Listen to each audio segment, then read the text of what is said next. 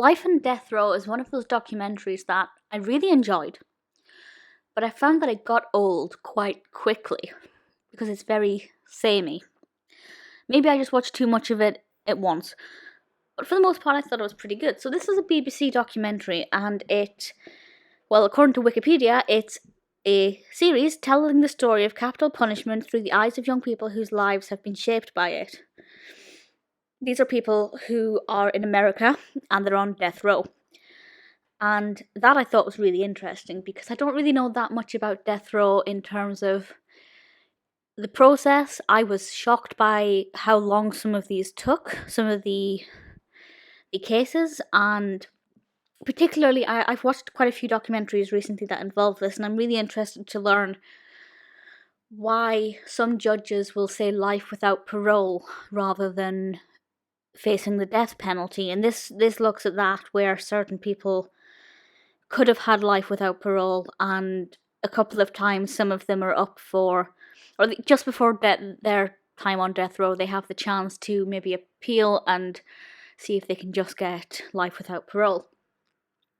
And what I really did like about this is that we get a lot of different people's opinions. We get the professionals of the legal justice system. This is in America, by the way. We get interviews with the individuals who are on death row, which for me was the most fascinating. I'll talk about the types of people they've interviewed in a moment. And we also get interviews with the family of those people and, where possible, surviving victims. So we really get a mixed bag of opinions of some people who think it's completely fair that they're on death row, and some people who, think it's completely not okay. And the main thing here, as I said before, is that it's focusing on young people.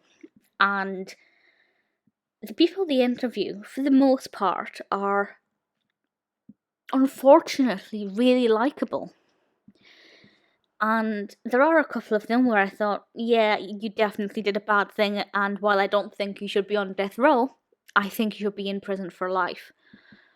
However, there were a couple of people who I just thought, you shouldn't even be in for life. I don't think your sentence should be that severe, never mind the death penalty. And obviously different crimes have different levels of punishment in different states, and obviously not every state has the death penalty. This focuses on Arkansas, Georgia, Texas, I think Ohio. So we have a look at different jurisdictions.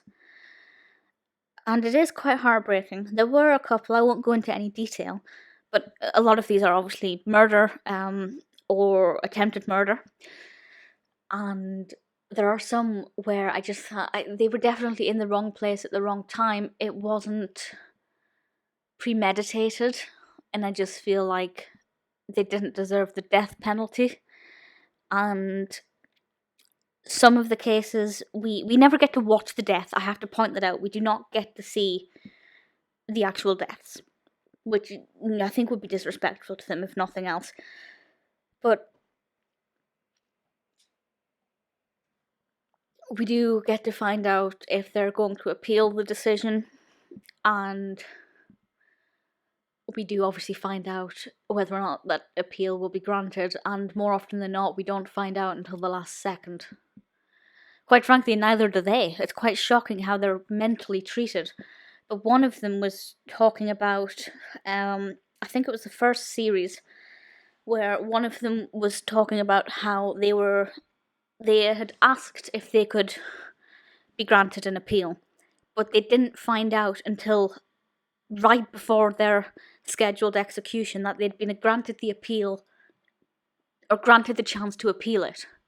Whether or not they actually got through to the appeal is a different question, but that must be horrific on the mind, thinking right until the last second you're going to be euthanized, and then you're told that actually you're going to have so many days to appeal this decision.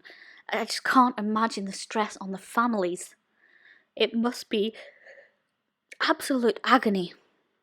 And that's one of my problems with the death penalty. I do not think the death penalty is acceptable in 99% of cases, because I agree. In fact, I completely advocate reform I do not believe in punishment. I believe in help, because everybody who commits a crime 9 times out of 10, they are misguided, or they have a mental illness, or they have something else that's led them to do it, and they need help, not punishment. But there are some people who do deserve to be punished. Serial murderers who are caught red-handed, where there's no right or wrong. But again, I still believe in lifetime incarceration over the death penalty, because eye for an eye. If you euthanize somebody, give them the chair. I don't know which states still use the chair, but if you do that, you are a murderer. It's as simple as that. But that's my opinion. And there are, as I said, a mixed bag of opinions in this. As I also mentioned, it does get quite repetitive, although the third series is actually quite different. It looks at the sentencing following the murder of Heather Strong, and then there's the mass execution, which is the second part. There'll be full episode descriptions in the video description. But for the most part, it's good. I would have liked to have seen what life was like for the inmates on a daily basis, because when they're interviewed, it is just them sitting down talking to the camera or the interviewer. But it is good. It's a very good series, and I think it's really important because we all are aware of death row. But when I hear death row, I just see a bunch of people, usually men, I have to be honest, sitting on those school benches, just waiting. But obviously it's nothing like that. And it's severely intricate, and there are people on death row for decades. And it's just so... It's painful. It's a painful system. I don't agree with it. But even if I did agree with it, I think the way they handle it, a lot of the time for certain states, is just completely chaotic and really not acceptable. Feel free to let me know your thoughts on death row and the death penalty. But just as a documentary itself, Life and Death Row is really interesting. It's a complete emotional roller coaster.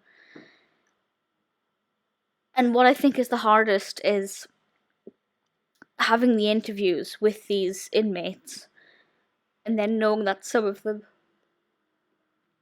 are now dead and they don't exist anymore. And that is a very bitter pill to swallow.